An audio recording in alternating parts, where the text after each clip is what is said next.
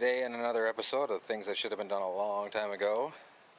Well, this won't be it, but this is the alternator out of a 95 Dodge Neon.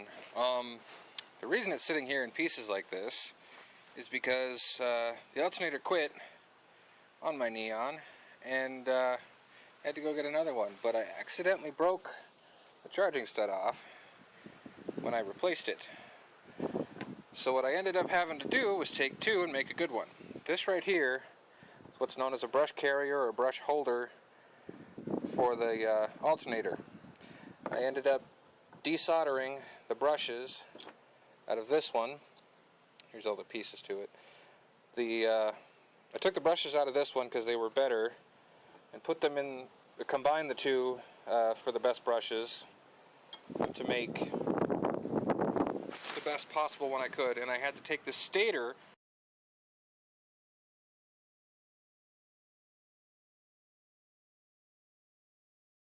out of the new alternator. Yeah, this is the back of the new alternator. This is where that stud went. Oh, sorry. This is where that stud went, right like that. I snapped it off.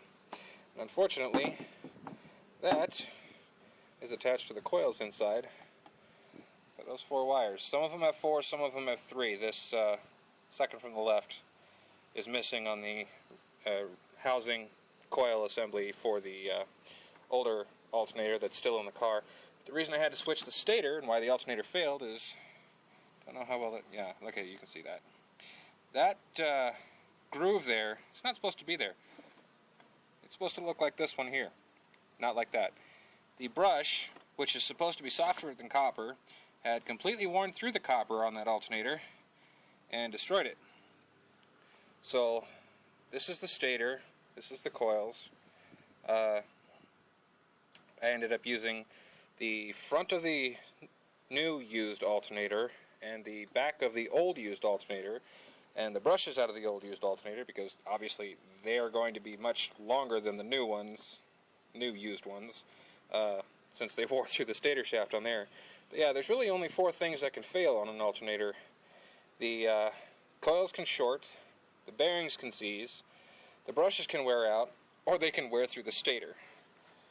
Just wanted to give you guys an idea of what that's like, and these are rebuildable even though they're considered non-serviceable as long as it's the brushes that are worn out, not the stator shaft. If the stator shaft is worn out, you need another alternator for parts. But if the brushes are worn out, you might be able to find the brushes. I have no idea what part number this is because it's completely worn off. I don't know if you can even see that. The serial number is supposed to be right there where it's worn off. But yeah.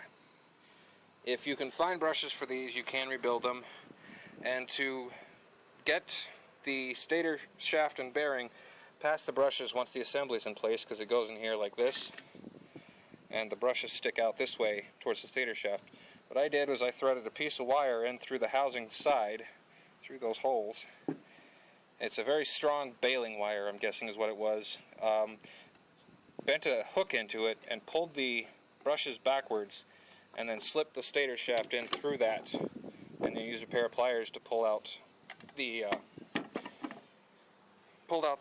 holding wire. That's usually how you can get that back together. As long as you don't break the brushes, and the brushes are making contact with the stator shaft, you've just rebuilt your alternator. However, the problem with this one, as you've seen from the title, Death Wobble has returned. The passenger side tie rod end was the cause, or inner tie rod end was the cause last time. This time, wheel bearing. The driver's side wheel bearing has gone bad. There's a little bit of play in the wheel, and actually a little bit of grinding as you spin the wheel with the car in neutral, or in park with one tire off the ground. So, I guess I will kind of give you guys a basic hand tools version of swapping the wheel bearing on one of these. It won't be step by step, obviously, but I'll give you the best I can. Well, it's off. Obviously, you pop the lower ball joint, pop the strut, pop the tie rod, pop the CV shaft, so that you might want to do that first. I believe I used 1.25 inches on that one to get that nut off. And yes, I found my split pin set, so it's not going to be a repeat of the other tie rod. Anyway, Don't know how well you can hear it, but, well, you should be able to hear pretty good on that one. That bearing is kind of toast. Let's see if I can get you to hear this over the neighbor's four-wheeler.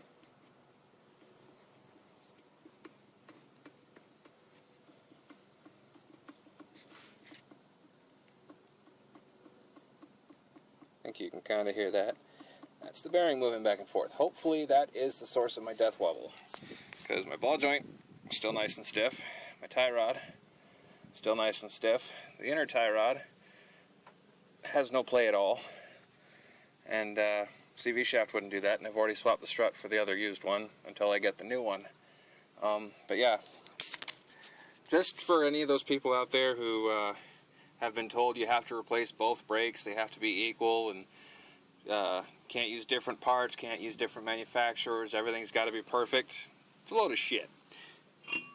This is a stock rotor for a Dodge Neon. I believe this is off of 96. These, if I can get it to show. There we go. These are the cheapest brake pads you can buy for a Dodge Neon. And I think I did this brake job between 3 and 5 years ago, and I do not drive lightly. I've had the car for the better part of 9 months, and the person had it for the other time before that, the old owner. And as you can tell, the rotor, it has a little bit of a lip, but I never actually had it turned when I took it off of the other car.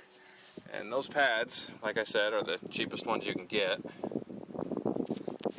So yeah, you don't need the best. You don't need to have the same on both sides, because the other rotor is an aftermarket one that's slotted. Extremely cheap, but still shows very little sign of wear. Same with the pads. Now, if your calipers are sticking or you have severe wear, then yes, you should replace both sides at the same time. But these calipers aren't sticking. I've already replaced the brake lines that were collapsed that caused the brakes to stay on and wear through the old rotors, the original rotors that were on the car, so that's why that's fixed. But yeah, you do not have to have perfectly equal brakes all the way around when you're just doing a normal daily driving. When you're driving for performance, then yes, you probably do want equal all the way around. You know, you're not going to have a track car with an old brake on the front right, a new brake on the front left, and something completely different on the rear. But it doesn't have to be perfect. Doesn't have to be brand spanking new. Doesn't even have to be the same manufacturer. Brakes are brakes. If you've got them, you're good. If you don't, well, you should talk to somebody who can put them on for you, because you still want to be able to stop. Another tip for you aspiring shade tree mechanics.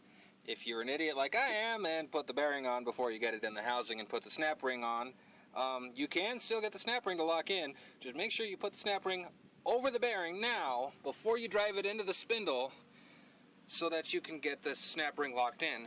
And it's going to be a fight, but you can do it. I ended up cutting through the old inner race, get that off the spindle, or the this part, whatever. I don't know what the hell you'd call it. But anyway, the old one's out.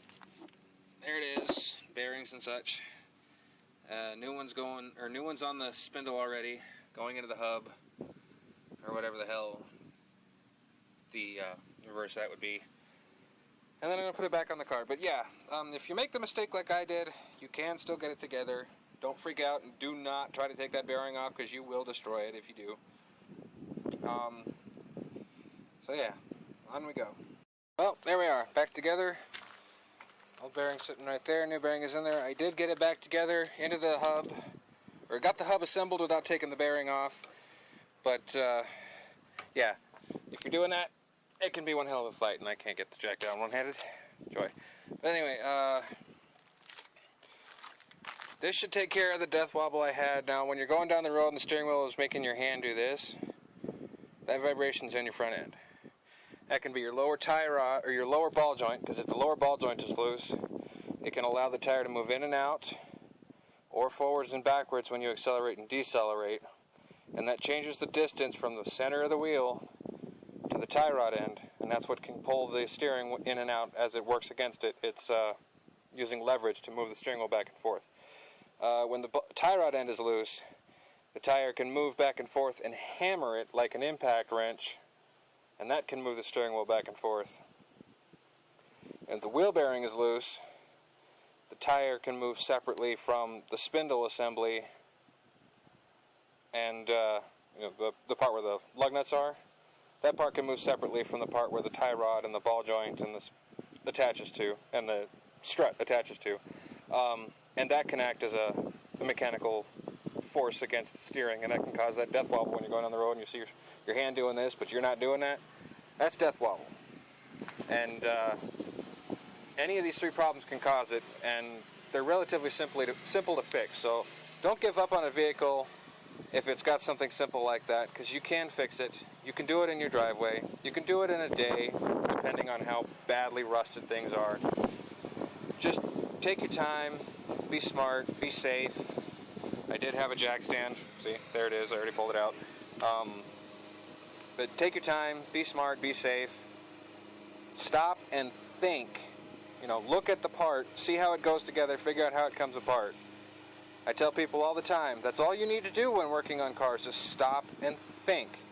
Because if you look at one part and figure out what it's connected to and what it's supposed to do, you can usually figure out the rest of it. By the way, I want to give a shout out to my international and my female viewers. I'm glad to see that women are taking interest in auto repair. My mom is actually taking an interest as well, so I'm teaching her as well as a few other people that I'm working on their cars and helping them to learn about vehicles as we fix their cars. And like I said, I'm glad to see more women taking an interest in this, because there is absolutely no reason that a woman can't do this just as well as a man can. With the tools available today, strength isn't even an issue anymore. You can grab a really long lever or an impact tool and then do just as much as a guy can. Anyway, keep your wrenches handy. Thanks.